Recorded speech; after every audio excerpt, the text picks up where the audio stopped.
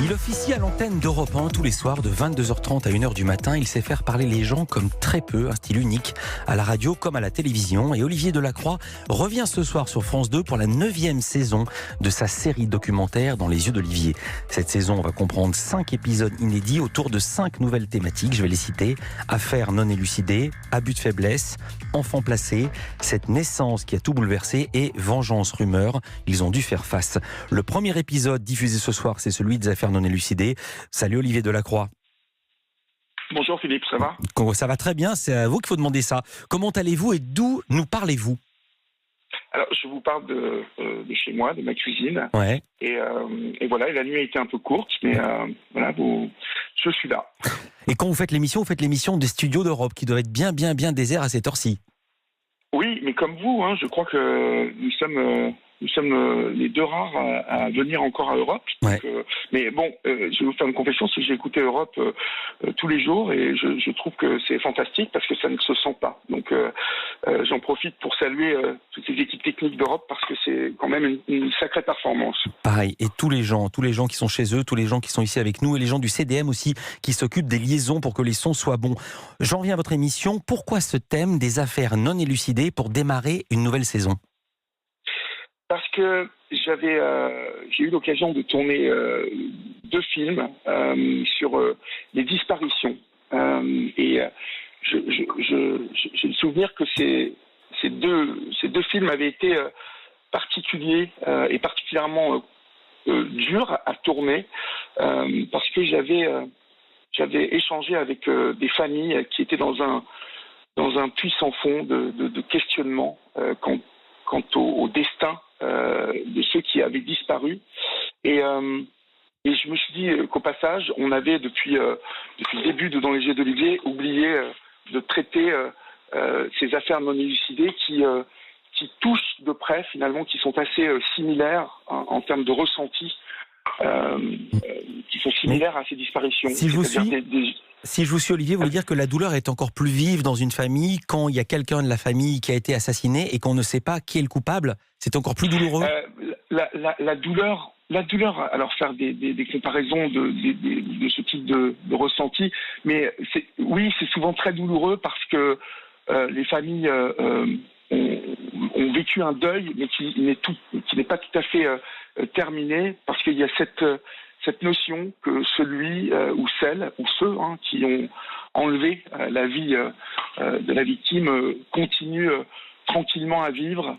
Les familles ont toujours ce sentiment qu'on leur a enlevé l'un des leurs et que celle ou celui qui a fait le coup, en fait, lui vit tranquillement. Et quand je vous dis c'est un puissant fond de questionnement, c'est que comme dans les cas de disparition inquiétante, ces familles ne cessent de se poser tout un tas de questions, en amenant 10 perpétuellement. Donc cette vie-là, en fait, je trouvais important de la mettre en lumière parce que il y a beaucoup de familles qui vivent ce type de mésaventure. Alors beaucoup, je vais donner un chiffre, il y a entre 800 et 900 homicides commis chaque année en France et on estime qu'environ 15% de ces crimes, pour 15% de ces crimes, les coupables ne sont pas retrouvés. Alors comme dans les précédentes saisons de votre émission Dans les yeux d'Olivier, on retrouve évidemment votre touche, cette façon d'aller droit au but, mais en douceur. Vous venez à peine de dire bonjour à Jérôme. Jérôme, il a vu son frère se faire enlever devant ses yeux, alors que ses 2 petits n'avaient que 6 ans et 7 ans, et c'était il y a 37 ans. On écoute Jérôme.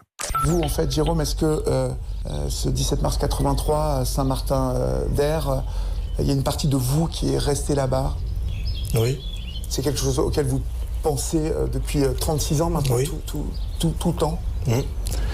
Bah oui, parce que c'est une pensée constante et il nous manque. Ouais. 37 ans, il est toujours là dans son esprit. Vous dites en rencontrant Jérôme, comme vous le dites à tous les autres protagonistes du documentaire, que vous allez passer quelques jours avec lui. Vous passez combien de temps avec les gens ? 3 jours, en règle générale. Et ça nous permet vraiment de progresser, non seulement dans le récit, mais de progresser émotionnellement, parce que ce sont des sujets qui sont compliqués à évoquer. Et ces 3 jours servent finalement à nouer un lien de confiance qui ne cesse de s'enrichir au fur et à mesure des 3 jours. Il y a toute une histoire de confiance pour obtenir ce type de confession. Donc ça me semble important, moi, de prendre du temps pour recueillir la parole. Évidemment, on ne va pas dénier ce que vous dites là. Juste un mot, quand vous dites 3 jours, vous logez chez eux ou dans l'hôtel à côté ou parfois un peu des deux? Non, généralement nous sommes à l'hôtel parce que mais bon, on est là très tôt dès qu'on arrive. On est tout le temps ensemble, mais c'est nécessaire pour l'équipe de prendre une respiration et l'hôtel est bienvenu généralement. Bien sûr. Vous intéressez à 4 affaires non élucidées. On est presque dans Faites entrer l'accusé avec le récit du déroulement des faits. Écoutez Eric, il a retrouvé sa fille de 20 ans assassinée à leur domicile. C'était il y a 14 ans. J'avais sorti la moto et je trouvais pas les clés du démarrage. J'ouvre la porte, tiens, bon, je fonce dans la chambre de Pierrick, mon fils, et je récupère la clé de démarrage de moto. Je repars et je mets la clé sur la moto, en attendant cette personne. Donc il devait être 5h moins 5. Et je reviens pour rentrer, et je vois la télévision, le bruit de la télévision, le son de la télévision, personne. Et puis, je vois 2 pieds et une mare de sang. C'est là que j'ai vu Marine allongée. Waouh. C'est difficile de faire parler les témoins avec précision d'histoires qui remontent à des années ou qu'ils ont eu peut-être envie d'enfouir comme du déni, ou est-ce qu'au contraire, pour chacun, le souvenir traumatisant est toujours aussi vivace, Olivier Delacroix?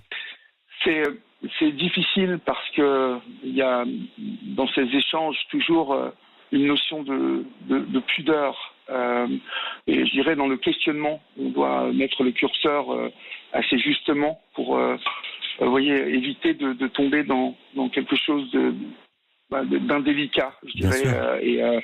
Et donc tout ça revient encore au temps que l'on prend pour progresser doucement, parce que dans ce type d'affaires plus qu'ailleurs finalement, il y a la confession, encore une fois, elle vient avec le temps, avec la confiance, avec toutes ces heures qui défilent, et encore une fois on va doucement parce que ce sont des affaires très très sensibles encore, comme vous l'entendiez tout à l'heure, l'image de la découverte ou l'image de l'enlèvement, l'image de la découverte du meurtre en fait reste toujours figée.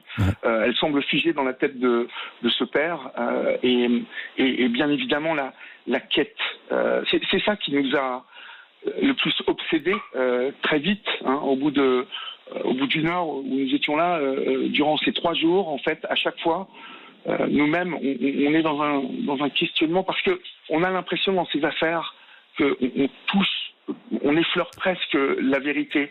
Et je me rappelle d'un échange que j'ai eu avec le commissaire Guichard de l'OCPRJ, qui est un organisme qui vient en fin d'enquête en fait, et qui récolte les cold cases.